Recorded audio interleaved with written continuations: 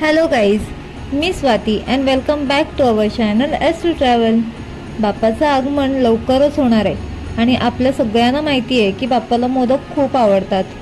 म्हणूनच आज मी तुमच्याबरोबर मी बनवलेल्या मोदकाची रेसिपी शेअर करणार आहे.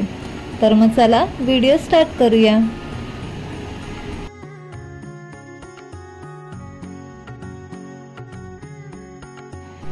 मी 11 मोदक केले.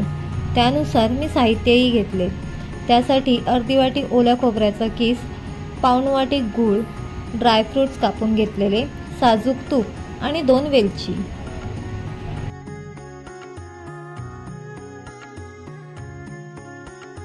सारणासाठी पॅन आधीच गॅसवर ठेवला.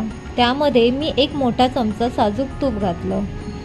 ते गरम झाल्यावर मी त्यात कापून घेतलेले ड्रायफ्रूट्स आणि वेलचीचे तुकडे टाकले आणि ते थोडे परतण्यासाठी ठेवून दिले.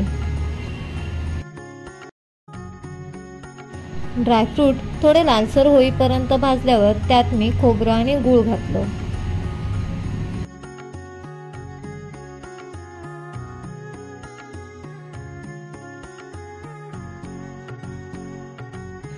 गूळ आणि खोबरं एकजीव होईपर्यंत परतायचं आहे आणि 5 ते 7 मिनिटांनंतर गॅस बंद करायचं.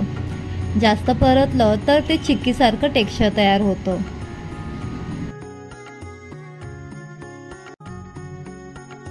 उकडीसाठी मी घेतलंय 1 वाटी पीठ, 1 ग्लास पाणी, साजूक तूप 1 छोटा चमचा आणि 1 छोटा चमचा दूध. आता मी उकड काढते. त्यासाठी मी 1 ग्लास पाणी गरम करते.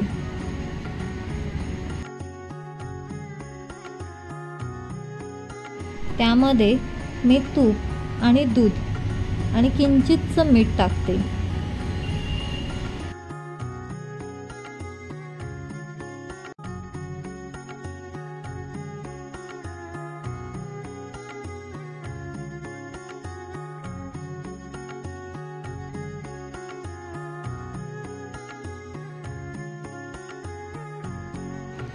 पाण्याला मस्त अशी उकड आल्यानंतर त्यात आपण तांदळाचं पीठ घालून हलवूया. अगदी 1 ते 2 मिनिटं एकजीव करून झाल्यावर गॅस बंद करून घेऊ.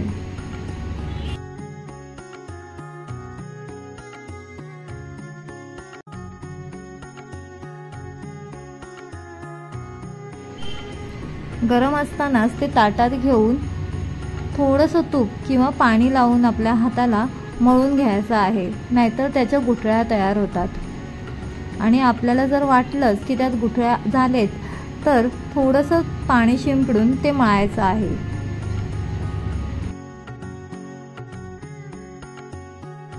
चला, आपलं पीठ अगदी मस्त तयार झालेलं आहे.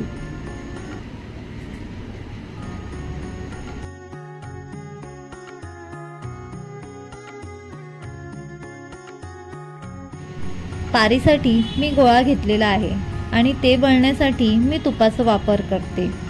तुम्हाला वाटलं तर तुम्ही पिठाचाही वापर करू शकता.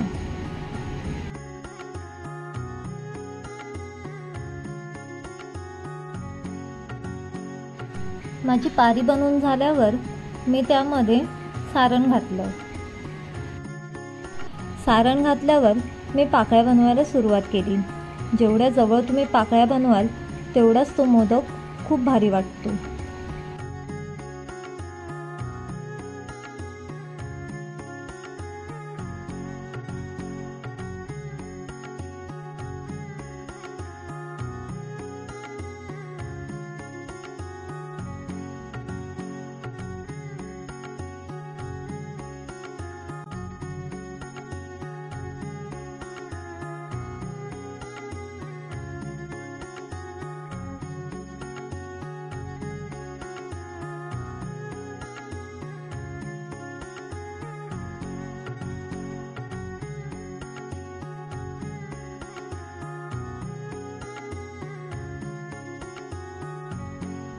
बघा, झाला ना बनवून.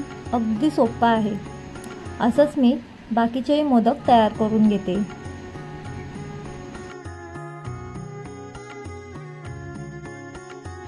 इथे मी चाळण घेतली आणि चाळणीवर केळीचं पान ठेवून त्यावर थोडंसं तूप ठेवलं आणि नंतर मी वळलेले सगळे मोदक यात काढून घेतले.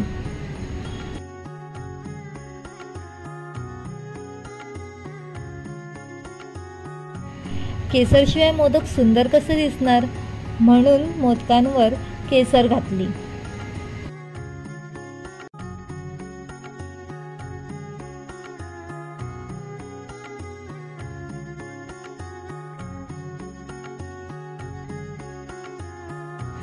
मोदक सजवत असतानाच एका टोपात एक ग्लास पाणी गरम करायला ठेवलेलं. उकळ आल्यावर मोदकाचं भांडं त्यावर ठेवून त्यावर झाकण ठेवलं आणि 15 मिनिटं मीडियम गॅसवर राहू दिलं. 15 मिनिटांनंतर गॅस बंद केला आणि लगेचच मी झाकण उघडले आणि भारी असे मोदक रेडी झालेले होते.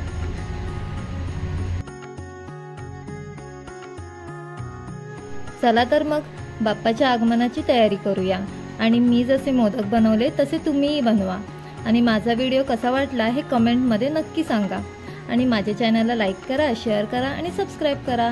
गणपती बाप्पा मोरया.